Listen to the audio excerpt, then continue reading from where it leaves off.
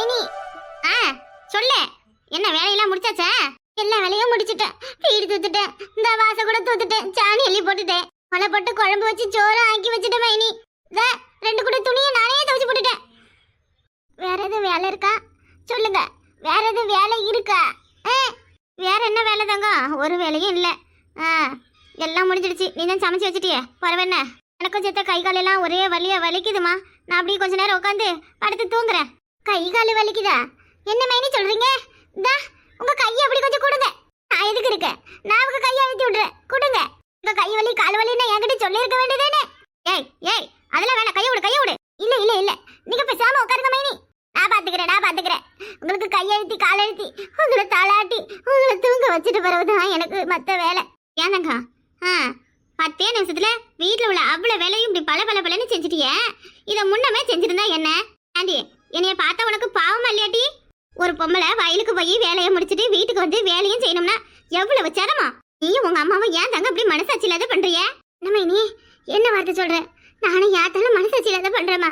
அப்படி என்ன நாங்க உன்னைய மனசாட்சி இல்லாத பண்ணிவிட்டோம் சொல்லு. ஊர்ல உள்ள நாத்து நறுவல மைனிய மதிக்க கூட மாட்டாளவ தெரியுமா? ஆனா நான் அப்படி பண்றேனா? சொல்லுங்க மைனி சொல்லுங்க. நான் அப்படி எதுவும் பண்றேனா? அது மட்டும் இல்லாத என் அண்ணகிட்ட இருந்து அதை வாங்குறேனா இதை வாங்குறேனா அது கூடன்னு கேள்றேனா இதை செய்யன்னு கேக்குறேனா? நான் பாட்டுக்கு விசாம எங்கேயே போய் யா உண்டு வேலை உண்டுன்னு பாத்துக்கிட்டு கிடக்குறேன். என்னைய போய் இப்படி சொல்றீங்க? என்ன மைனியே? அத்தா நீ எவ்வளவு நல்லவனு உலகத்துக்குமே தெரியுமே. ஒரே கையை எம்பிட்டு நேரம் அழுத்திட்டு கிடப்பேன். இந்த பக்கம் கையை வந்து அழுத்து. நான் கொடுங்க அழுத்துறேன் கொடுங்க. போதும் தா போதும். வழியெல்லாம் இப்ப கொஞ்சம் பரவாயில்லமா இருக்கு. போதும் மைனி. நானும் உங்களை மாதிரி ஒரு பொண்ணு தானே. நான் உங்களுக்கு ஏன் மைனி என் மேல இவ்வளவு பொறாம? அது நான் உன் மேல பொறாமப்படுறேனா? ஏன் தங்கம் நீயும் உங்க அம்மாவும் எப்படி நடந்துக்கிறீங்க? என்னைய கொஞ்சமாவது மதிக்கிறீங்களா? சொல்லு தங்கம். என்னை என்னவோ எதிரியை பாக்குற மாதிரி பாக்குறிய? வேண்டாத பொண்டாட்டி கைப்பட்டா குத்தும் கால்பட்டா குத்துன்ற மாதிரி உங்க அம்மாவை நீங்க பண்ணிக்கிட்டு இருக்கிறது எனக்கு கொஞ்சம் கூட ஒப்பேத்தவே இல்லை. நான் பேசுறதெல்லாம் நான் தான் ஆகாதவ, நான் தான் கெட்டவ. இதெல்லாம் சரியா? நானும் உன்னை மாரி கல்யாணம் கட்டிக்கு இந்த வீட்டுக்கு வந்தவ தானே. இந்த வீட்டுல கொஞ்சமாவது எனக்கு சுதந்திரம் இருக்கா? எது எடுத்தாலும் உங்க அம்மாவையும் உன்னையும் கேட்டுதான் செய்யணும். ஒருவேளை சோறு ஆக்கினா கூட அதுக்கு என்ன குழம்பு வைக்கணும்னு நீ தான் சொல்லணும். 1 ரூபா காசு வேணும்னா கூட முதல்ல உங்க அம்மாட்ட கேட்டுதான் உங்க அண்ணன் கிட்ட அடுத்து கேட்டு வாங்கணும். நீங்க பண்றதெல்லாம் இந்த மாதிரி பண்ணிட்டு இப்ப நீ அப்படியே ஒண்ணும் தெரியாத புள்ள பூச்சி மாதிரி நடிக்கிற. சரி நான் கேட்டது தப்புதான். என்னமோ ஊர் உலகத்துல இல்லாத அதிசயமான மருமக மாதிரி பேசிட்டு நிக்கிற. எல்லாமே நான் இவ்வளவு நேரம் செஞ்சது என் அண்ணனை கண்டிதான். உனக்காக ஒன்றும் செய்யல. நான் வாரேன். சோத்தாக்கி வச்சுட்டு சாப்பிடாம போன என்ன அர்த்தம்? இங்க சாப்பிடுறது தானே உன் அண்ணன் கிட்ட சொன்னேன். உன் வீட்டு சோறு வேணாம் ஒண்ணும் வேணாம். உன் வீட்டுல சாப்பிடலன்னா எனக்கு என்ன பொழுதா போவாதே. கிளம்புறேன். நான் கிளம்பி தொலைகிறேன். ஏய் அத்தாடி அத்தா வீடு கொட்டி வாசப்பிறக்க சொன்னதுக்கா இப்படி ஒப்பாரி வச்சுட்டு போகுது இந்த பொண்ணு. வீட்டை நாசமாக்குனது இவ. அதை சுத்தம் பண்ணுன்னு சொன்னா வலிக்குது போல இருக்கு. வேலை செய்ய சொன்னா குத்துது குடையுதுங்கிறாளே அம்மா. என் விதி அப்போதே தெரிஞ்சிருந்தாலே கற்பத்தில் நானும் கரைஞ்சிருப்பேனே. ஏன் தலையெழுத்தென்ன ஏன் முதலெழுத்தென்ன ஏன் தலையெழுத்தென்ன முதலெழுத்தென்ன கண்டுபிடி. நான் ஒரு சிந்து கவடி சிந்து ராகம் புரியவில்லை உள்ள சோகம் தெரியவில்லை. அப்பா நல்லா அசதியா தூக்கம் வருது. கண்ணை எடுத்துட்டு போகும்பொழுதுதான் யாராவது வந்து எழுப்புவாங்க. இது யார் எழுப்பினாலும் நம்மளால எந்திக்க முடியாது. உடம்பெல்லாம் அப்படியே 10-15 பேர் கட்டையை போட்டு அடிச்சு வச்ச மாதிரி அலுப்பா இருக்கு. என்ன தங்கம் எங்க கிளம்பிட்ட? நான் எங்க போனா உனக்கு என்ன? நான் இருந்தா என்ன செத்தா என்ன? பொண்டாட்டி கூட சேர்ந்துக்கிட்டு ஆடி ஆடின்னு அடிச்சுட்டு இப்ப கேள்வி வேற கேக்குறியா? கேள்வியே நீ இனிமே என்கிட்ட பேசவே வேண்டாம். போ. உன் பொண்டாட்டிக்கு பகமானமா எல்லா வேலையும் செஞ்சு வச்சுட்டேன். போ போய் சோறு போட்டு அவளுக்கு ஊட்டி விடு. ஏன் தங்கம் அண்ணன் மேல கோவமா இருக்கேடா? உன் மேல உள்ள பாசத்துல தானே அண்ணன் உன்னை அடிச்சேன். அண்ணன் உன்னை அடிக்க கூடாதா? உன்னை அடிக்கிறதுக்கு எனக்கு உரிமை இல்லையா? உரிமை இல்ல எருமை இல்ல. என்கிட்ட பேச வேண்டாம்னு சொல்றல்ல, அப்புறம் என்ன? உன் பொண்டாட்டி கண்ணுக்கு எதிர்க்க உலகையில இவளை குத்துன்னு குத்தி இவன் பல்ல பேருன்னு நீ சொல்லுவ. செய்யறதெல்லாம் செஞ்சுட்டு இப்ப அப்படியே மங்கடி ராசா மாதிரி வந்து நடிச்சனா என் அண்ணன் உத்தமா நல்லவன். ஒண்ணும் தெரியாத அறியாத பச்சை மண்ணுனே நான் அண்ணன் வந்து அப்படியே ஆறு தழுவிக்குவனே. உன் நடிப்பும் தெரியும், உன் பொண்டாட்டி நடிப்பும் தெரியும். இந்த குண்டு குந்தானிக்காக சொந்த தங்கச்சி கூட பிறந்த ரத்தம் என் மேலேயே கை வச்சுட்டல.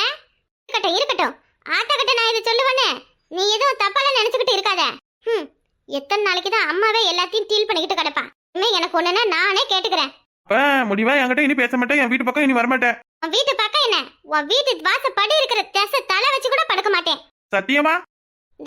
ரத்த கருப்பு மேல சத்தியமா சொல்றேன். உன் வீட்டு பக்கம் கூட வரமாட்டேன். இப்ப என்ன? சரி அப்ப ரொம்ப சௌரியம். இனி ஆத்தா தயவு செஞ்சு என் வீட்டு பக்கம் எட்டி பார்க்காத சாமி. கோடி கும்பிடா இருக்கும். நீ உண்டு உன் ஜோலி உண்டுன்னு உன் குடும்பத்தை பாத்துக்கிட்டு இரு. சரியா? பேச்சா இருக்கணும். என்ன அது இல்ல இது இல்ல என்ன அது வேணும் இது வேணும்னு சொல்லிக்கிட்டு என் பின்னாடி வர வேலை வச்சுக்காத சொல்லிட்டேன். ஓ அந்த அளவுக்கு ஆயிட்டா? இருக்கட்டும் இருக்கட்டும், இனி நீ இருக்கிற தேச பக்கம் கூட வரமாட்டேன். போராசு போ. இனிமே உன் தங்கச்சி யாருன்னு நீ பாப்ப. நம்ம இல்லாட்டி இவ என்ன நிலைமைக்கு ஆளாவா? இவளுக்கு ஒருவேளை சோறா இருந்தாலும் நம்ம தானே போடுறோம். இவளுக்கு நல்லது கெட்டது நம்ம தானே செய்யறோம்னு தானே எகத்தாளத்துல அப்படி பண்ற. இனி எப்படி இந்த ஊருக்குள்ள நல்லா வாழறேன்னு நானும் பாக்குறேன். இனி உன்னை ஒண்ணும் இல்லாத ஊரு இல்லாம அழிக்கிறது மட்டும்தான் என் வேலை. இனிமே எனக்கு எதிரி, முழுக்க முழுக்க எதிரி நீ மட்டும்தான். இனி உன்னைய வாழவும் விட மாட்டேன், வளரவும் விட மாட்டேன். ஐயோ கை வலிக்குது, கால் வலிக்குது, உடம்புலாம் வலிக்குது. குட்டியான ஏதோ ஒண்ணு என் மேல ஏறி நல்லா குந்து குந்துன்னு குதிச்சிருக்கு. எப்பா எலும்பெல்லாம் தனித்தனியா சுக்குனூரா உடஞ்சு கிடக்கே. என்ன பண்ண, என்ன நடந்ததுன்னு எனக்கு தெரியல.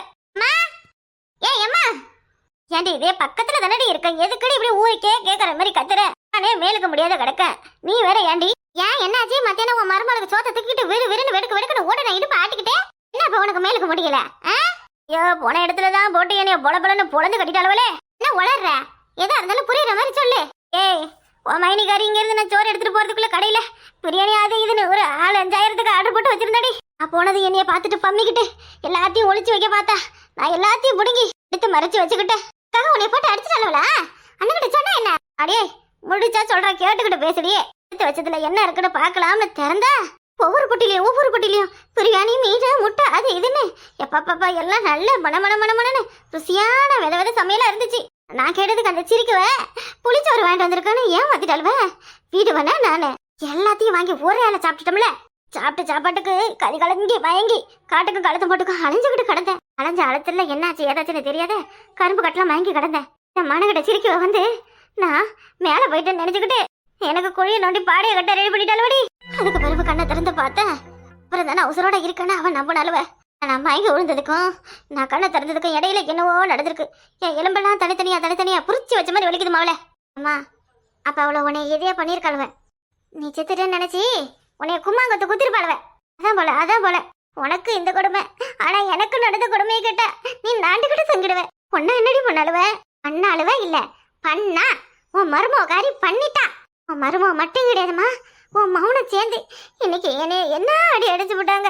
வெளுன்னு வெளுத்து வெள்ளத்தோட உரைச்சி வெயில்ல காயப்படாததுதான் குறை. ஏதோ சாயங்காலம் ஆயிடுச்சு. ஐயோ ஏன்டி என்ன பண்ண? நீ ஆக்கி வச்சு சோத்த அவி வீட்டுல இருந்து போய் திடுபிட்டுடா. அவைய வந்து பாக்கையில ஒத்த சோறு இல்லையா, அதனால சோத்துக்கு கணக்கு பார்த்து அண்ணகிட்ட என்னென்னவோ சொல்லி மூட்டி விட்டு என்னைய போட்டு அடின்னு அடிச்சு போட்டாங்கம்மா. இன்னும் என்னைய போட்டு சாத்துன்னு சாத்திருச்சுமா. என்னால ஆத்திரம் தாங்க முடியல. ஏதாவது ஒண்ணு பண்ணியே ஆகணும். அவியலனா உன் அண்ணனையும் சேத்தா சொல்ற. சிரிக்கி பேச்சு கட்டுக்கிட்டு தான் அவன் அப்படியெல்லாம் பண்ணிருப்பான். இல்லம்மா இல்ல, உன் மவன் லேசப்பட்ட ஆளுன்னு நினைச்சுக்கிட்டு இருக்காத. உன்கிட்ட ஒரு மாதிரியும் பொண்டாட்டிக்கிட்ட ஒரு மாதிரியும் நடிச்சுக்கிட்டு கிடக்கான். அங்கே இருந்து நான் வாரேன் அப்படியே ரொம்ப நக்கலா. தங்கச்சி சாப்பிட்டியம்மான்னு கேக்குறாருமா. சாப்பிட்டேன்னு கேட்டது ஒரு குத்தமா? சாப்பிட்டேன்னு கேட்டது குத்தம் கிடையாது. அங்க என்னென்ன வேலை நான் பார்த்து தெரியுமா? இந்த வீட்டுல இருக்கிற அவ்வளவு ஜாம ஜாட்டையும் எழுத்து போட்டு கழுவி 2 கூட துணியை துவைச்சு வீட்டை பெருக்கி வாசல பெருக்கி வீடு தொடச்சு வாசல் தொடச்சு கடைசியில வரும்பொழுது மைனி போயிட்டு வரேன்னு சொல்லிட்டு போறேன். அவன் சொல்றா, தங்கம் என் கை காலெல்லாம் ஒரே வழியா இருக்குமா, என்னால ஒன்னும் முடியலம்மா, கை காலை அடிச்சு விடுன்னு. கை காலை அடித்த எடுபடி மாதிரி வச்சுக்கிட்ட. அவ என்ன நினைச்சுக்கிட்டு இப்படி எல்லாம் பண்றா எனக்கு ஒன்னும் தெரியலையே. கரைய கூட சேர்ந்துகிட்ட கூட்டு போட்டுக்கிட்டு இருக்கால, அந்த கொழுப்புதான், வேற ஒன்னும் இல்ல. இப்படியே விடக்கூடாது, இப்படியே விடவே கூடாது. கிளம்பு இப்பவே என் கூட கிளம்பி வா. எங்க மறுபடியும் சண்டைக்கு போறியா என்ன? அதெல்லாம் வேணா கூட பாத்துக்கலாம். சண்டைக்கு யாரு போறா? உன் மாமா கிட்ட சண்டைக்கு வர மண்டை கட்டிக்கிட்டு போறாங்களா? அதெல்லாம் கிடையாது. நேத்த கோயிலுக்கு போய் சூடத்தை கொளுத்தி மருமவ கை காலு விளங்காதபடி நான் என்ன செஞ்சுட்டு வான்னு பாரு. அடியே என்னடி இது வேணாம்டி, எதுக்கு வீண் வம்பு? இது வீண் வம்பா? அவ போட்டு இனி என்ன அடி அடிச்சிருக்கா? அவ நல்லா இருக்க நான் விட்டுருவனா? அவ இனி நல்லாவே இருக்க கூடாதுமா. நம்ம யாருன்னு அவளுக்கு இப்படித்தான் காமிக்கணும். அடியே உன் அண்ணனுக்கு எதுவும் ஆயிட போகுதுடி. நம்ம அண்ணன் இனி அவன் எனக்கு அண்ணனும் கிடையாது, நான் அவனுக்கு தங்கச்சியும் கிடையாது. அவனுக்கு எனக்கு ஒட்டும் இல்ல உறவும் இல்ல. இப்ப என் கூட வர போறியா இல்லையா? அடியே நான் பெத்த வழி நான் எப்படி இது துணிஞ்சு செய்யறது? எப்படி துணிஞ்சு செய்யறதா? கூட பிறந்தவ என்னையே போட்டு பொண்டாட்டி பேசி கேட்டுக்கிட்ட இந்த அடி அடிக்கிறாரு. நாளைக்கு ஒன்னே அடிக்க மாட்டாருன்னு என்ன நிச்சயம் இருக்கு? இப்பவே அவையில பிரிச்சு வச்சாதான் உண்டு. கிளம்பு கோயிலுக்கு கிளம்பு. நம்ம அண்ணன் நம்ம பக்கம் இருக்கணும்னா நம்ம இப்படித்தான் பண்ணணும். நம்ம பேச்ச கேட்கணும்னா இப்படி ஏதாவது செஞ்சாதான் உண்டு. அதுவும் சரிதான். இனிமே இதை இப்படியே சும்மா விடக்கூடாது. இப்பவே கொஞ்சம் கொஞ்சமா பொண்டாட்டி புள்ளன்னு ரொம்ப அவிய பக்கமே சாஞ்சி பேசுறான். நம்மள என்னன்னு கூட கண்டுக்கல. இது இப்படியே தொடர்ந்து போயிட்டு இருந்துச்சு, அப்புறம் நம்ம நடு தெருவுல நின்று பிச்சை தான் எடுக்கணும். அந்த பயம் இருக்கணும். போ தட்டு தூக்கிக்கிட்டு ரோடு ரோடா தெரு தெருவா அம்மா தாயான்னு பிச்சை கேட்டு பழகிக்க இப்பவே. அடே நான் எதுக்கு இப்படி பழகிக்கணும்? நான் எதுக்கு பிச்சை எடுக்கணும்? உன் மைனிகாரி இருக்கா பாரு, அவளை பிச்சை எடுக்க விடுறா இல்லையான்ட்டு பாருடி. அவளை நடு தெருவில் நிக்க வைக்கிறேன்டி நானு. வாத்தாங்க போலாம். இன்னையிலிருந்து உன் மவனுக்கு 7 நாட்டு சனியும் 9 நாட்டு சனியும் ஒன்னா ஆரம்பிச்சிடுச்சு. எல்லாமே அவனுக்கு கேடு கட்ட காலம் தான், நல்ல காலமே கிடையாது. என்னையே அடிச்சு வீட்டை விட்டு துரத்துறாள, அவளை நான் துரத்தி துரத்தி அடிக்கிறேனா இல்லையான்னு பாரு.